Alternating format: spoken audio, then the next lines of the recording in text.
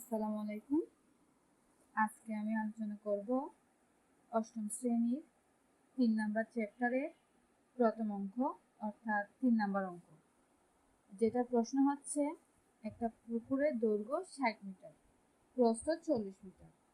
পুকুর পাড়ের বিস্তার 3 মিটার হলে পাড়ের ক্ষেত্রফল নির্ণয় করো। এটা খুবই একটি ইম্পর্টেন্ট অঙ্ক। এটা আসলে বুঝে বুঝে করার মতো অঙ্ক।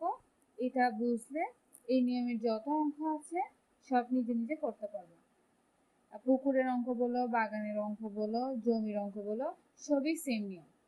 অর্থাৎ প্রথমে একটা চিত্র আঁকবে, এরকম চিত্র আঁকলে বুঝতে সহজ হবে। যেমন মনে করো আমি একটা পুকুরের ছবি আঁকলাম, যেটার দৈর্ঘ্য হচ্ছে 60 মিটার, প্রস্থ 40 মিটার, আর এর চারপাশে 3 মিটার বিস্তারের একটি পাড় আছে, পুকুরের পাড়।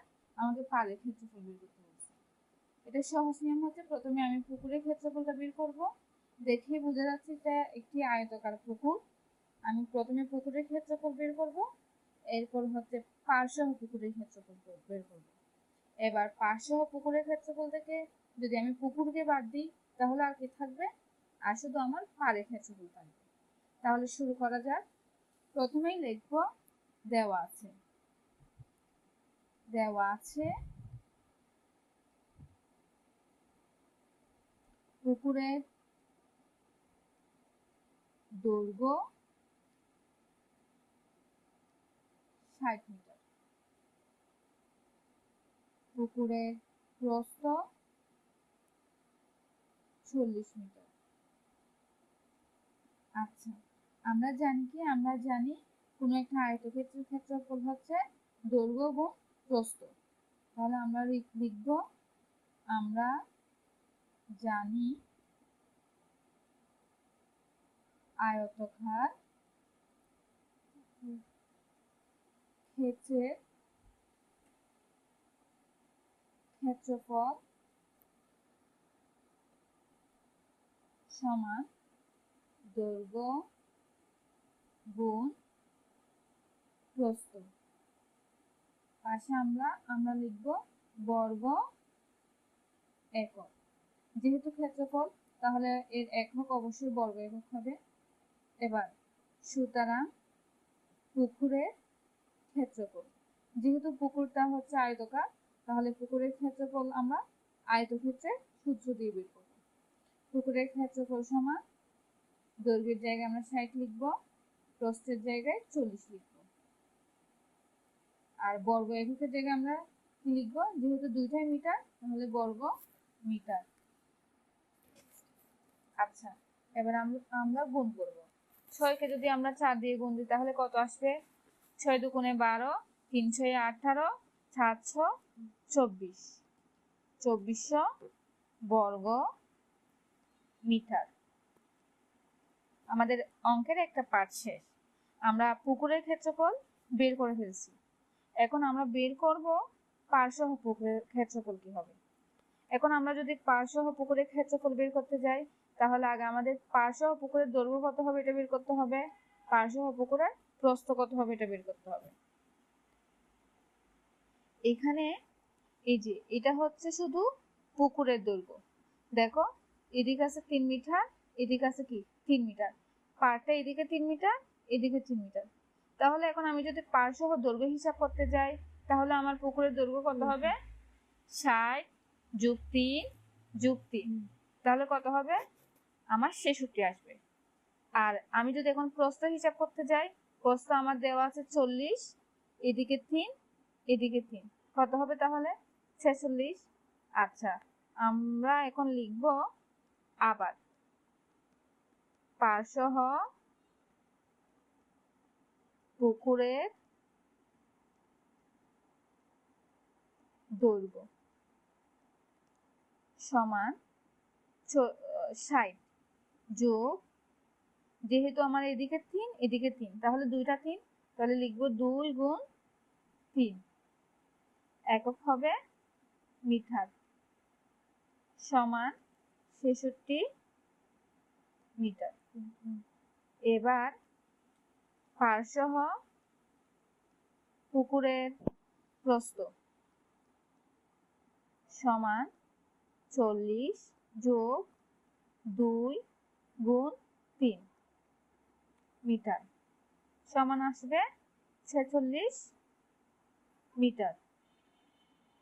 আচ্ছা, আমরা পারসহ পুকুরের দৈর্ঘ্য পেয়ে গেছি, পারসহ পুকুরের প্রস্থ পেয়ে গেছি। এখন সুতরাং পারসহ পুকুরের ক্ষেত্রফল সমান 66 গুণ 46। এখানে হবে কি বর্গ মিটার সমান, এবার আমরা 66কে 46 দিয়ে গুণ দিব। 66কে 46 দিয়ে গুণ দিলে কত আসে?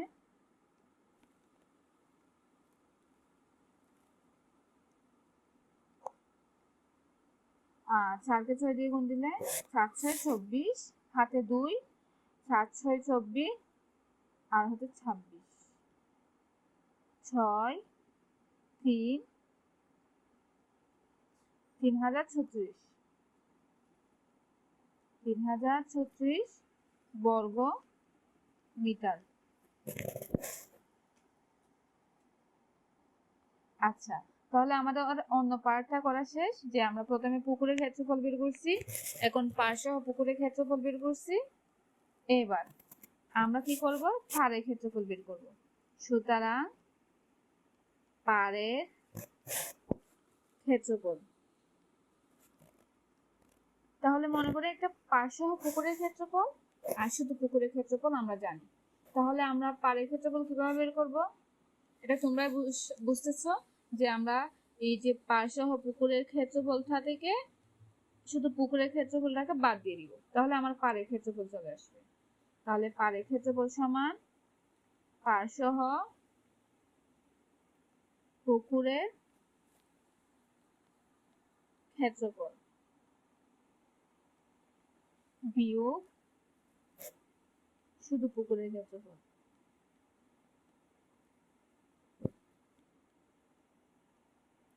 পারসহ পুকুরের ক্ষেত্রফল আমরা পেলাম 3036 আর শুধু পুকুরের ক্ষেত্রফল 2400। একক হচ্ছে বর্গ মিটার। তাহলে বিয়োগ করলে আমাদের কত আসবে? 36 6, তাহলে আমাদের 636 আসবে বর্গ মিটার। এটাই হচ্ছে অ্যান্সার। এটা সৃজনশীলের খ নাম্বারে আসে সবচেয়ে বেশি। এই যে দেখো, তাহলে আসলে প্রথমে আমরা এটাকে ছবির মাধ্যমে বোঝার চেষ্টা করব। এরপর প্রথমে পুকুরের ক্ষেত্রফল বের করব, এরপর হচ্ছে পারসহ পুকুরের ক্ষেত্রফল বের করব, এরপর হচ্ছে পারসহ পুকুরের ক্ষেত্রফল থেকে পুকুরের ক্ষেত্রফলকে বিয়োগ দিয়ে দিব, তাহলে আমরা পাড়ের ক্ষেত্রফল পেয়ে যাব। ধন্যবাদ সবাইকে।